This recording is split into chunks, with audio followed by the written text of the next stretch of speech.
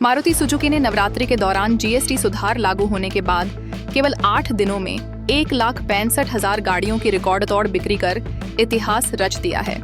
यह आंकड़ा सिर्फ एक व्यावसायिक सफलता नहीं बल्कि भारतीय उपभोक्ताओं के आत्मविश्वास और आर्थिक मजबूती का प्रतीक है।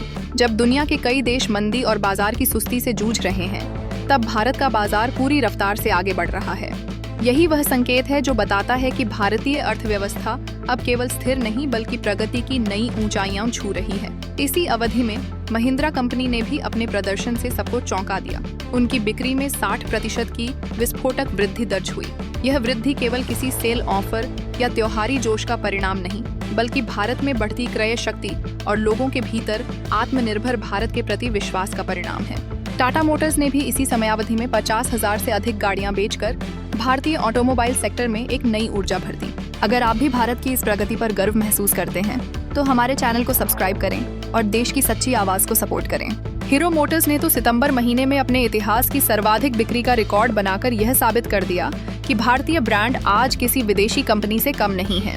ह्युंदाई की एसयूवी बिक्री ने कंपनी की कुल बिक्री में 72% से अधिक योगदान दिया, जो यह दर्शाता है कि भारतीय ग्राहक अब प्रीमियम और उच्च गुणवत्ता वाले उत्पादों को अपनाने में अग्रणी हैं। नवरात्रि के दौरान ह्युंदाई ने पिछले 5 वर्षों में सबसे अधिक एक दिवसीय डीलर बिलिंग का रिकॉर्ड दर्ज किया। यह दिखाता है कि भारत का बाजार केवल बढ़ नहीं रहा, बल्कि गुणवत्ता और भरोसे के नए मानक तय कर रहा है। ऐसी की बिक्री में भी दोगुनी वृद्धि हुई है। ये आंकड़े केवल अर्थव्यवस्था की गर्माहट नहीं बताते, बल्कि उपभोक्ता व्यवहार में आए उस बदलाव का संकेत हैं, जो आत्मनिर्भर भारत की दिशा में एक क्रांति साबित हो रहा है। इस साल स्मार्टफोन निर्यात में भारत ने चीन को पीछे छोड़ते हुए अमेरिका के बाजार में सर्वाधिक मार्केट शेयर हासिल किया है।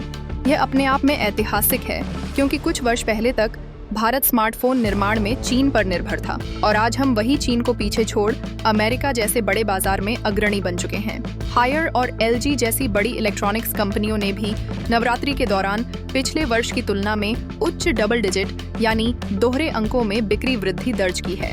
यह स्पष्ट रूप से दर्शाता है कि भारत का उपभोक्ता बाजार अब वैश्विक कंपनियों के लिए सबसे बड़ा और सबसे लाभकारी केंद्र बन चुका है। विशेषज्ञों के अनुसार इस वर्ष नवरात्रि से लेकर पूरे त्योहारी सीजन के दौरान कुल बिक्री का अनुमान 14 लाख करोड़ रुपए तक पहुंचने का है। यह आंकड़ा सिर्फ व्यापार का नहीं बल्कि भारतीय भावना का प्रतीक है। एक ऐसी भावना जो कहती है कि देश की अर्थव्यवस्था किसी के डर या प्रचार से नहीं, बल्कि जनता के विश्वास और सरकार की नीति से चलती है।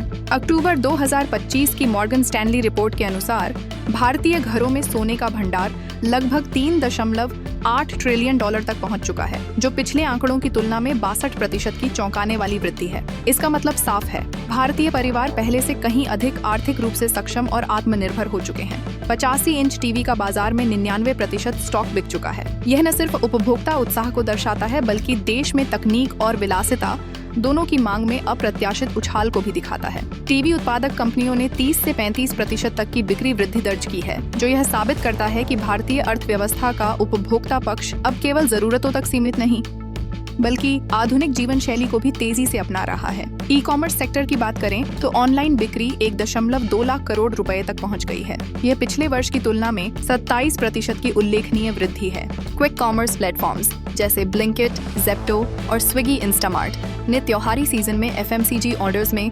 85% की वृद्धि दर्ज की है। ये आंकड़े बताते हैं कि भारत का डिजिटल मार्केट कितना तेजी से विकसित हो रहा है और लोग अब सुविधा और तकनीक दोनों का साथ चाहते हैं। यह तो सिर्फ कुछ उदाहरण हैं। गर्व करने वाले ऐसे 50 और आंकड़े दिए जा सकते हैं, लेकिन ध्यान देने की बात यह है कि ये सारे आंकड़े पूरे साल के नहीं, बल्कि ट्रंप की टैरिफ धमकियों और राहुल गांधी की डेड इकोनॉमी जैसी बयानबाजी के बाद के हैं। यानी जब विपक्ष देश की अर्थव्यवस्था को कमजोर बताने की कोशिश कर रहा था, तब भारत की जनता ने विश्वास और मेहनत से रिकॉर्ड तोड़ प्रदर्शन कर दिखाया। त्योहारी खरीदारी, इलेक्ट्रॉनिक वस्तुओं की मांग, कपड़ा और परिधान क्षेत्र में बिक्री, प्रॉपर्टी और रियल एस्टेट के लेन देन, पर्यटन में उछाल, विदेशी निवेश का बढ़ता स्तर, रक्षा सौदों की मजबूती, ये सब इस बात के प्रमाण हैं कि भारतीय अर्थव्यवस्था किसी भी अपप्रचार से प्रभावित नहीं होने वाली। अभी भी फेस्टिव सीजन जारी है और आंकड़े हर दिन बढ़ते जा रहे हैं। आने वाले दिनों में जब पूरी रिपोर्ट सामने आएगी, तो विरोधियों को मुंह छिपाने की जगह नहीं बचेगी। लेकिन सच्चाई यही है कि ट्रंप की टैरिफ धमकियों और राहुल गांधी की डेड इकोनॉमी की नकारात्मकता को भारतीयों ने देश के नेतृत्व पर भरोसा जताकर करारा जवाब दिया है। प्रधानमंत्री मोदी के नेतृत्व में भारत ने दुनिया को दिखा दिया है कि जब देश एकजुट होता है तो कोई भी बाहरी दबाव उसकी प्रगति रोक नहीं सकता। यही विश्वास आज हर भारतीय के मन में है कि हमारा देश सही दिशा में बढ़ रहा है।